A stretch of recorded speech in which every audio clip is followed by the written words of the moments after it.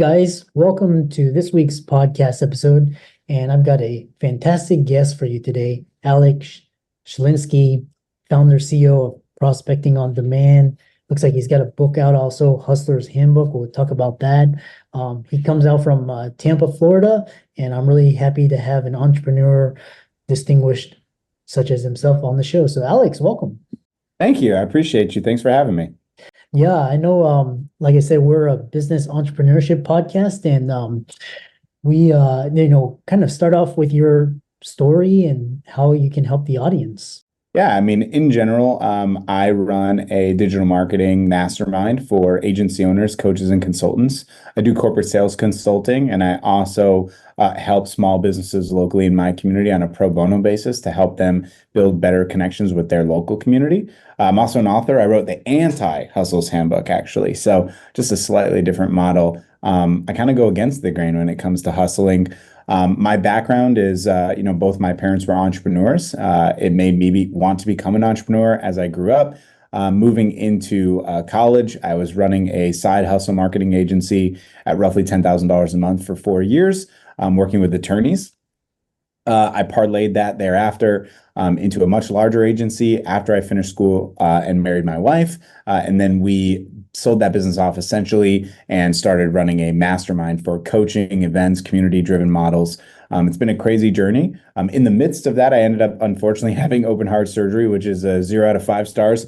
Don't recommend, not a fun experience. But that led me to write the book, The Anti-Hustler's Handbook, talking a little bit about how overworking and being very focused on the capitalist mindset at all times and prioritizing work over everything led to some really serious health issues that I try to avoid, other entrepreneurs to go through, especially young and hungry entrepreneurs as well. So that's essentially the quick recap, if you will.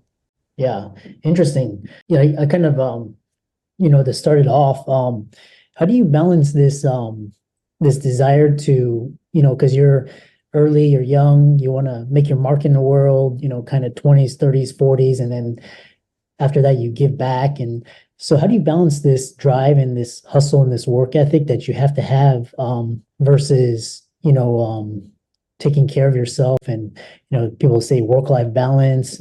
Yeah, I knew that was going to come. Yeah, I feel like work-life balance is just a facade or an esoteric comment, just as much as success is esoteric or happiness is esoteric or financial freedom is esoteric.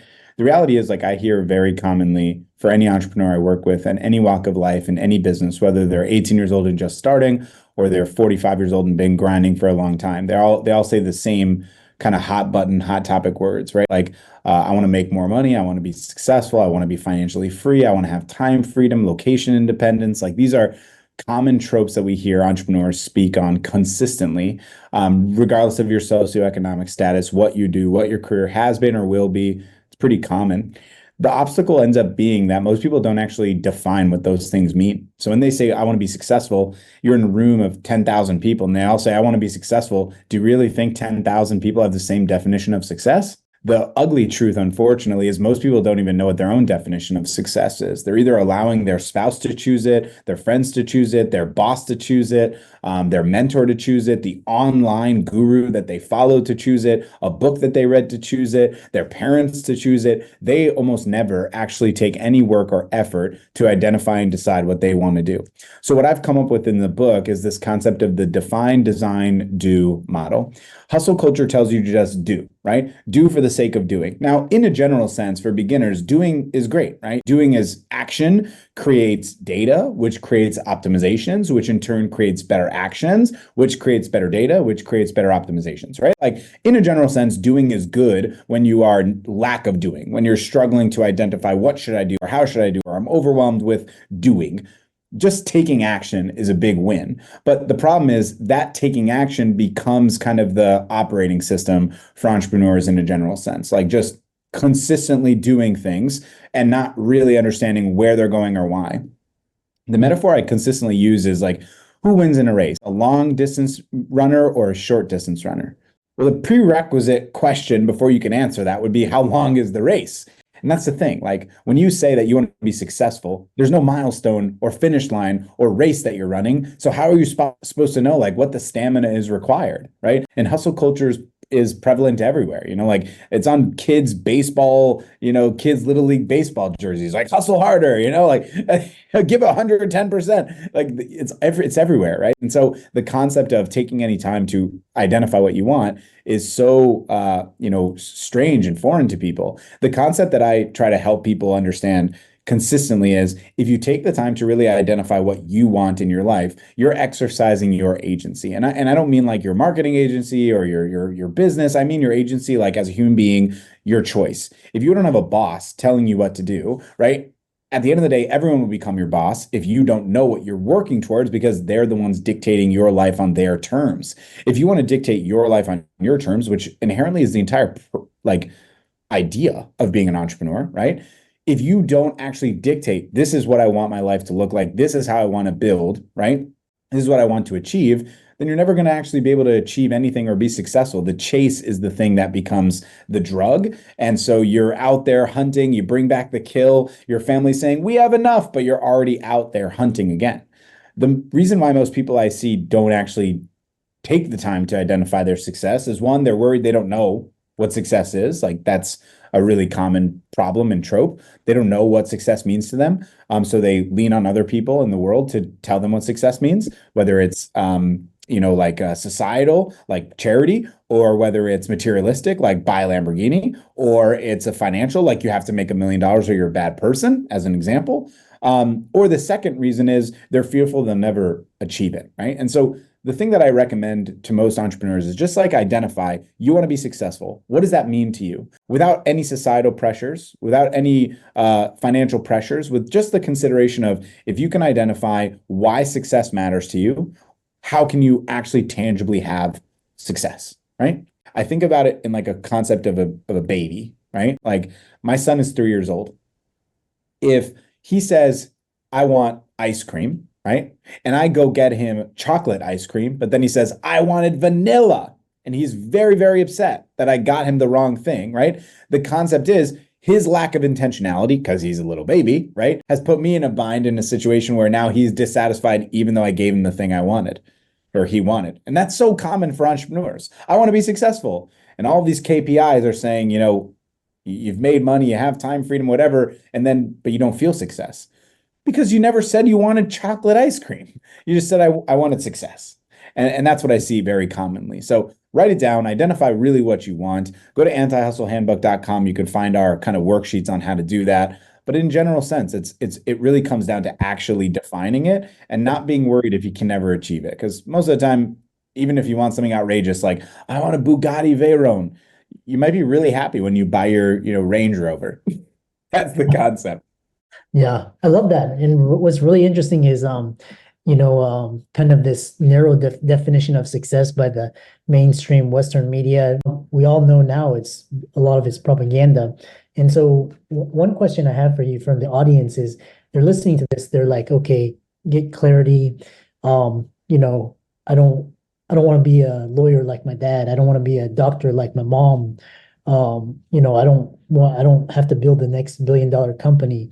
And once they get clear on that, what happens if their boundaries and their values conflict with society, with their parents? How do they exercise those boundaries? Yeah, it's really good. I mean, it's a really good question. At the end of the day, what it comes down to that like I have a core belief of two really critical concepts. Like number one, at the end of the day, we're on a flying rock in the middle of space, and no one really knows what the hell is going on. We all have a definite amount of time. No one, no matter your socioeconomic status, your race, your religion, your beliefs, where you come from, your location, irrelevant. We all have 24 hours in a day, and we all are guaranteed to die. I mean, that is just the reality of the life that we have, this kind of weird situation that we're all in. And so the concept that anyone has the right to dictate to you exactly how it should be led, probably a bit unreasonable, right? Number two, to that concept would be there are, of course, people in your life that are very, very important in identifying what those boundaries need to be. Now, if you're single and you have no parents and you have no friends, or you are just a complete loner in society, then maybe you wouldn't. But the percentage of people that are that way is extremely, extremely, extremely, extremely small.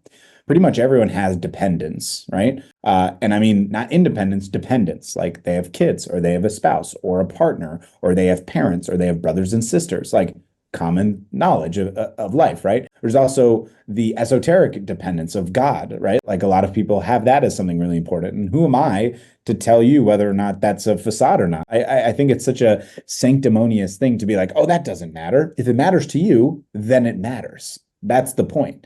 So how do you deal with those tribal lines when there's clearly a distinction? Like my parents are Republican, but I'm a Democrat, as an example, as something as ugly as politics. Well, it starts with uncomfortable conversations, right? It starts with uncomfortable conversations. Your ability to achieve what you want in your life is on the other side of discomfort. That's what it is, right? Discomfort ultimately proves to be a consistent approach to adversity, which equals opportunity, which equals growth, right?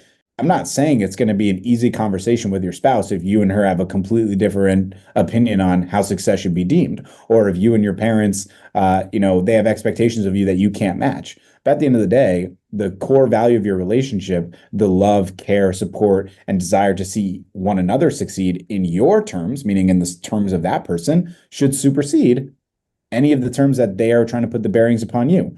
I'm not saying it's going to be easy. It's certainly not going to be easy. It was easier for me because, my parents and my siblings were all about me being an entrepreneur and wanting time freedom and all of that stuff. But that doesn't mean every single thing that I've ever had has been easy, that all my mentors, all of my people that I cared about agreed with every single model that I have set forth. But at the end of the day, it's my life and no one else's. Yeah, I love that. And then kind of, I know we have around 8 to 9 minutes, and I really love this idea because what it's talking about is you were hinting at working smarter. So a lot of individuals, like a lot of doctors on this podcast, they're so used to this whole sacrifice and this hustle, which we talked about. And so, but then, trading time for money. And how do you get them to understand to work smarter, to go from, freelance trading time for money to into a CEO, a business owner, so they can continue to make profits and scale without burning themselves into the ground? Yeah, it's hard. I mean, again, like I think the first realization is just recognizing that it's hard. One of the core values I live by is a concept that a problem well explained is a problem half solved. I find the concept to be very valuable. I told you I had heart surgery. I was born with a bicuspid aortic valve. I didn't know about it until I was 18 years old. The ignorance is bliss model fit very well from the time that I have earliest memories, probably like 5 or 6 years old to 18 prior to being told I had the problem. I was happy go lucky. I had ignorance. I had zero idea that I had any heart issue, underlying problem. I was fine, right? Obviously, once that Pandora's box is open, there's no going backwards. There's no unfinding out that you have the heart problem, right? But the reality is a problem half explained is a problem well solved. I'll give you this example, right? People use ignorance as bliss as a crutch too often. God forbid, right? If I never found out about my heart problem and no one ever told me, would I have died from a heart attack at 31 years old when my wife was pregnant or when my son was 1 or 2? Or would it have been better to have found out about it, dealt with the circumstances of the challenge of finding out, but being able to solve it? It's the big C word, right? Like, how many people walk around with cancer right now at a terminal stage, but they have no idea? Is ignorance really bliss? No, they're going to suddenly die and have no idea why. Whereas if they had found out, a year ago, yeah, it sucks to find out, but guess what? You can solve it, right? I'm a big, big believer of that concept. So first and foremost, if you know that that's the problem, that you're overworking, you're trading time for money, you've been grinding for a long time, it's just a really common trope to be punishing yourself. Like, I'm so stupid. I can't believe I'm doing this. This is not what I signed this up for. Can't believe I've been stuck in this for 2 decades. Old dog can't learn new tricks. And it's just all facade. It's all fake. It's all not true. It's just a game that your brain plays on you to make you feel shittier, because that's our own worst enemy, is the concept, right? And so what you're going to do is pretty simple. You're going to identify what the problem is. Half of the problem is now solved. And then you're going to work towards a solution. What's the solution? It's the obvious. It's the understanding of identifying what does it take to become the CEO level doctor. Well, that means you're probably going to work less with patients one-to-one. And that might change your life quite drastically if you've been doing it for 5, 10, 15, 20, or 25 plus years. It's going to make a big difference. And you're going to have to hire a younger doctor, someone to take over the majority of the responsibilities so you can oversee it. And you're also going to have to be okay with being bored. One of the concepts that I try to talk to my entrepreneurs and friends and consultants with is this, or colleagues with, excuse me, is this concept of being bored. I remember when we were younger, the concept of being bored was so foreign, like such a weird thing, like, wow, I'm so bored, right? And now in day and age, like I said, I have a 3-year-old son. I run 2 different businesses. I do a lot. There's never boredom. Like I'm never bored. I am constantly filled with stimuli and things I have to do. There is no boredom anymore. And I want to find boredom. Like I want to get to a place where I'm bored. If I am bored, that means I have done such a great job of removing all potential distractions that now I've forced myself in a vacuum of like, what do I do with this time? What a great gift that would be, right? Like what a great gift that would be to you, doctor, who's listening to this right now and being like, I have never been bored since I was 14 years old and you're 50, right? Like perfect example. The other concept also is like, the esoteric language of I want to be financially free and I want to be have time freedom. There's another one that I think is more important for most people, and that's being worry free. Being worry free. Like there should be a lot of gratitude that we have in the world that we are living in, because at the end of the day, particularly if you're a doctor, part of the crappy part of being a doctor is the amount of people you speak to that are doing really bad. Like either they have problems that can't be solved, or they have terminal diagnoses, or they have lingering, chronic issues. That's what now your job is to help mitigate it. But at the end of the day, it sucks to be those people, right? It sucks. There's no question about it, right? There's no ultimate reality that, oh, having cancer is a worthy adversity model most people should go through. No one's going to say that. No one, right? And so if you don't have that, if you aren't struggling with putting food on the table, if you aren't having a hard time paying your taxes, because you have the money to do so, if you have the ability to put your kids in private school, if you have kids, if you have a spouse, if you have your health, like maybe a little bit of gratitude would go a longer way. And I think that's a pretty consistent theme. So one of my main mantras and my success KPIs is being worry-free. That's what I'm working towards on a consistent basis, becoming more worry-free. And it's hard. I'm not being sanctimonious or saying I'm doing it great. I'm not, but I journal about it every day. What did I worry about today? How can I not worry about it tomorrow? And then from there, just trying to improve every single day. That's the model. I love that. How can people reach out to you and find out more about you? Because I know you help freelancers get out of this trap and scale and make their businesses profitable, as well as your book. And then how can people reach you? Yeah. So, I mean, if you go to antihustlehandbook.com, you could message me right on that website, or you can go to my other website, Prospecting on Demand, which is my main company. The book's on Amazon. It's like $15. Strongly recommended. I put a lot of effort and work into it. Took almost 2 years to write. And I tell everyone this, and I'll tell it to you now before we wrap up so you can hear this clearly. I wrote the book for myself as much as I did for you, right? Because I understand the anti-hustle mantra, because I know what this is all about and how important it is, doesn't mean that I do it perfectly, right? You as a doctor who's required to support, you have the Hippocratic Oath to support your patients. Do you prioritize your health perfectly every single time? Of course not. It's impossible, right? Why is the trope of the cobbler's shoes are the worst, right? The housekeeper's house is the dirtiest. I'm the same. I still am in many ways stuck in hustle culture. I still am in many ways not defining my own success.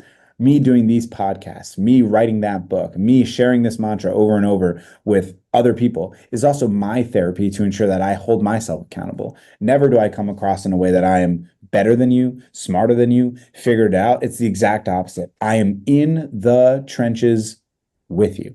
I get it. I understand it. And hopefully a little bit more transparency in the world that we're in will create a little bit better of an experience for the amount of people that really need help, which is a lot. So hopefully that gives you the right insight. Antihustlehandbook.com, prospectingondemand.com, or find me wherever you like. I'm all over the place. I love that. And for all the audience, let's be sure to give Alex his socials a like and follow, and check out his book. And thanks so much for coming on. Yeah, thank you for having me.